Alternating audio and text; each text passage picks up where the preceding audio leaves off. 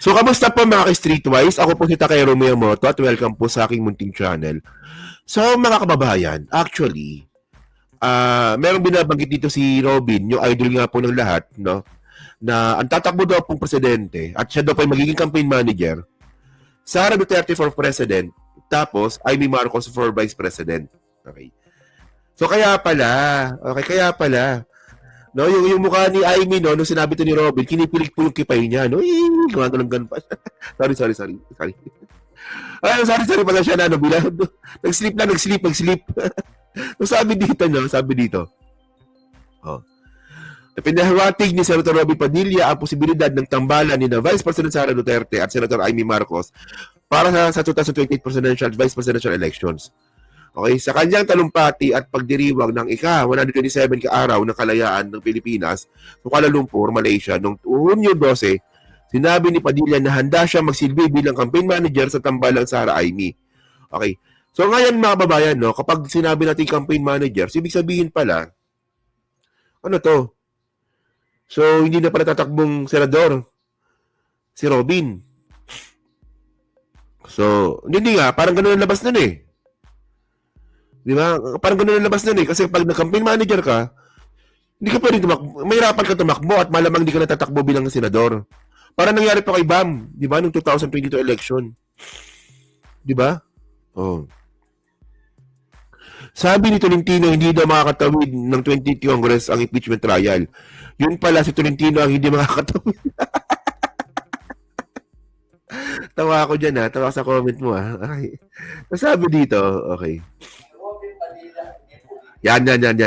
So, ito yung statement nga po ni Robin. So, panoorin nyo to ha. Ano ba yun? Ito. Sige. Politiko. Si Robin Padilla, sa 2028, campaign manager ako ni Inday Sara Duterte at ni Amy Marcos. At siyempre, ang mga senador nila, Doc Mata. Si Amy, kinikilig pa si Amy eh, no? Si Amy talaga, kinikilig eh. At ni Amy Marcos. At siyempre, ang mga senador nila, Doc Mata, Jimmy Bondok, Atty. Hillo, at kung sino pa ang pipiliin nila. Tandaan niyo po, ito na yung huli nating pagkakataon. Sana yung mga kamag-anak natin sa Pilipinas, kakausapin niyo sila, hindi tayo pwedeng puro galit. Dadating ang panahon na kayo ay muling susulat sa inyong mga balota. At pagdating ng araw na yan, tandaan po ninyo, yung hope, yung pag-asa. Alam niyo mga kababayan, no? Dito po natin makikita na sobrang inutil po talaga ni Cheese. Sa totoo lang. Kasi una sa lahat, yung ganyang klase mga statement, bawal po yan. Bawal po yan. Kasi nga po, meron tayong impeachment court ngayon. At si Robin po, member po ng judges. Di ba? So dito po, pinapakita po ni Robin talaga na magiging bias po sila sa magiging hatol po ng impeachment. Ano to, Cheese? Pinapabayaan mo lang? Pinapabayaan mo lang to si Robin tsaka si Amy na ganyan? Di ba? So, babalikan natin mamaya-maya lang yan. Sige. Continue muna natin. Hindi pwede puro politika. Kaya kami galit na galit ni Senator Amy sa Senado kasi puro politika. Kailangan isang tabi na natin yung politika at maniwala tayo dito sa independent. Grabe to, no? Tingnan niya. Hindi na pwede puro politika. Bobo ka talaga, Robin. Buha ka ng ina ka. Bobo mo. Walang yung Robin Padilla na to, no? Isang tabi daw yung politika. Tapos nangangampanya ka. Anong klase yun? Anong klaseng katangahan yun? Walang yan. Tumatalino pa ako sa'yo, eh. Totoo lang. Seriously. Tingnan niyo kung gaano ka inconsistent yun. Sabi ni Robin, ako po ay magiging campaign manager. Sara Duterte for president, Amy Marcos for vice president. Si Amy Marcos, hindi na mamulitika yan. Anong tawag mo dun sa ginagawa mo? Nakakampanya ka, na di politika din yun. Ayaw daw na politika, anong ginagawa mo? Bobo ang putang bobo eh. Walang yan na to. Bobo. Wala kasi, kikiam-kikiam lang kasi yung kaya eh, no? Wala, kikiam-kikiam. Wala, hanggang kikiam-kikiam lang kasi, malamang yung utak nito, kikiam din eh, no? Walang yan na to. Oh, totoo yan, mas matalino pa ang mga apo ko dyan. Oo nga, totoo nga, di ba? Walang yung Robin na to. Huwag daw mamuliti ka tapos huwag daw mamuliti ka tapos mga kampan dyan. Anong klase yun? Oh. Ay, tiyang. Dahil tayo, nakakulong tayo sa politika. Magmula nun, yan ang kalaban natin, politika. Abnormal pala tong mga to eh, no? So ngayon mga kababayan, no, tingnan nyo to ah. Tingnan nyo, napaka-inconsistent ng mga kupal na to eh. Tingnan nyo to. Okay. So ngayon, nanireklamo ngayon ni Amy. Tingnan nyo to ah. Actually, sinabi niya to sa ano eh, sa statement niya doon sa impeachment court eh. Sabi dito ni Amy, dahil sa 2028 elections, ito ang nakikitang dahilan ni Senator Amy Marcos sa likod ng pag-impeach kay Vice President Sara Duterte. Sinabi niya ito matapos bumoto na pabor sa motion para ibalik ang articles of impeachment laban kay Vice President, laban sa Vice sa Kamara. Yung mukha ni Amy, no? Hindi accountability ito, tungkol ito sa pagpigil kay VP Inday para sa 2028. Okay. So ngayon, ang mangyayari po dito, bumalik sa kanya. Kasi una mga streetwise, no? Yung ginagawa pong pagtanggol ni Amy Marcos kay Sara Duterte, hindi ito tungkol sa accountability at tungkol sa katotohanan. Tungkol din po ito sa 2028 elections kasi ikaw pala maging vice presidente ni Sara. Nakuha niyo yung point? Di ba?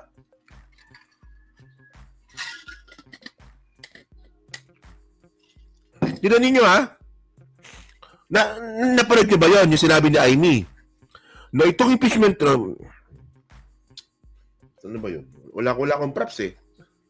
Napanood niyo ba yun? Yung sinabi ni Amy? O, yung mga bababa. Yung impeachment trial na to, hindi ito tungkol sa accountability. Di ba? Tungkol ito sa pagpigil kay Sara Duterte kasi mababa. Sa 2028 elections, mga kababayan, bumalik po kay Amy Marcos yun. Yung pagtanggol-tanggol pala ni Amy Marcos kay Sara Duterte para wag po matuloy yung impeachment trial, hindi rin ito para sa katotohanan. Ito ay para sa kanyang ambisyon para maging vice presidente po ni Sara Duterte. Bumalik lang sa kanya. Di ba? Tama, di ba? Double standard ang buhakan ng ina. Di ba? Double standard po si Amy Marcos. Yung ayaw niyang ginagawa sa kanya, ginagawa niya rin sa iba.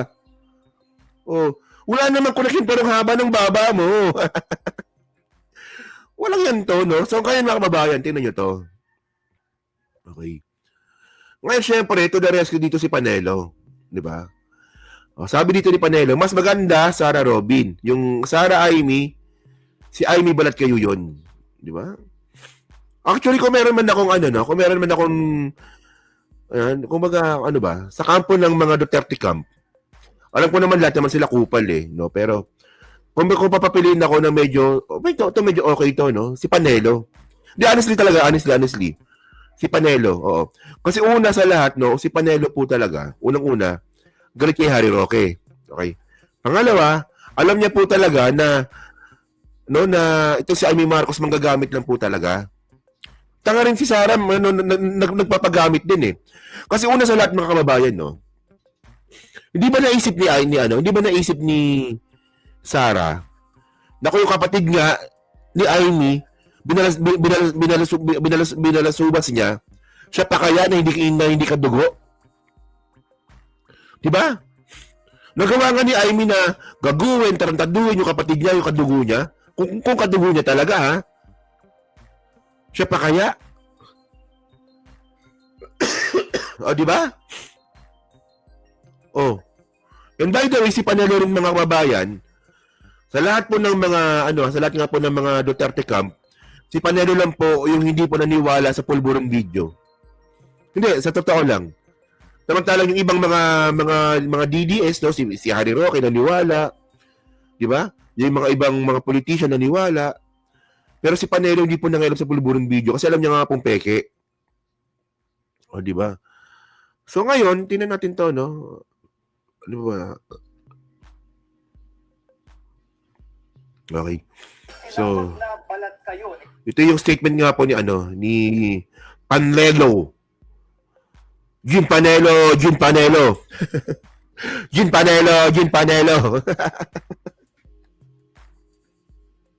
Sige. At kayo ni dating Presidential Spokesperson Salvador Panelo, si Presidential Sister Senator Amy Marcos. Reaksyon niya yan sa tinutulak ni Senator Robin Padilla na Sara-Amy tandem sa 2028 presidential elections. Ayon kay Panelo, wala siyang tiwala kay Senator Amy. Matatandang kasama si Senator Amy sa alyansa ni Pangulong Bongbong Marcos, pero tinanggal din siya matapos i-endorso ni Vice President Sara Duterte nitong nakaraang midterm elections. Mas maganda siguro, Sara Robin Padilla. Yung Amy, wala eh. Balat kayo, kaya hindi ako nagtitiwala doon. Maraming hindi nagtitiwala doon. Balat kayo kasi masyado yun. Oo nga. Oo nga. Bakit binabalita na yan? O kaya nga eh, di ba? Okay. Jun Panelo, Jun Panelo. So yun mga kababayan, no? So kayo po ba?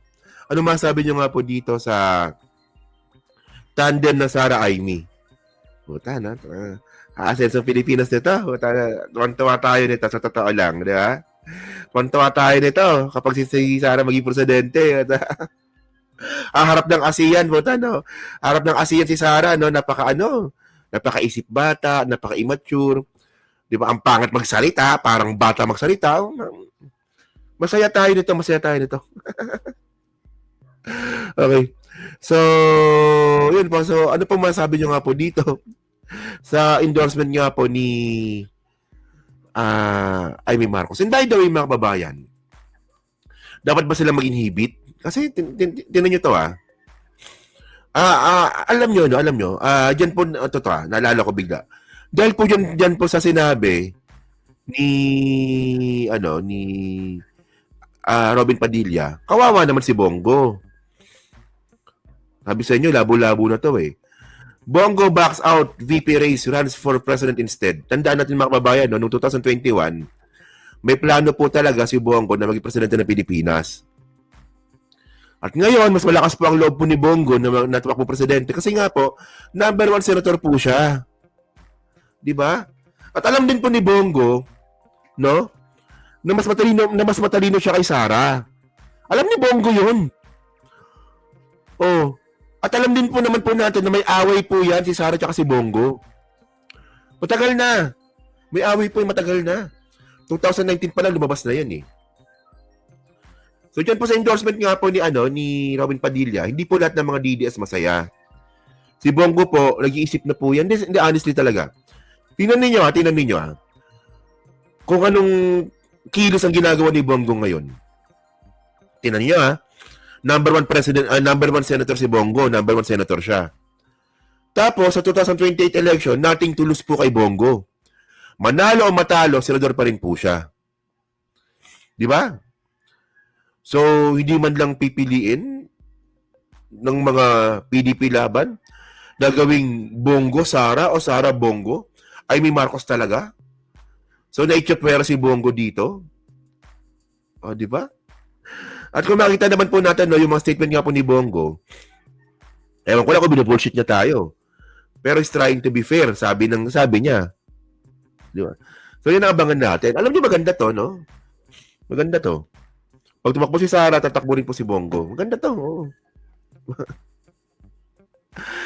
So, yan na. So, pa-comment lang po sa baba at binabasa ko pong lahat yan. Kayo po, ano po masabi nyo nga po dito sa endorsement nga po ni Robin Padilla. So, kayo po ba, sa tingin niyo ano mangyayari sa Pilipinas pag natuloy nga po itong Sara Amy tandem? Yan na. So, pa-comment lang po sa baba at binabasa ko pong lahat yan. At syempre, last topic tayo. May last topic pa tayo. Last na to.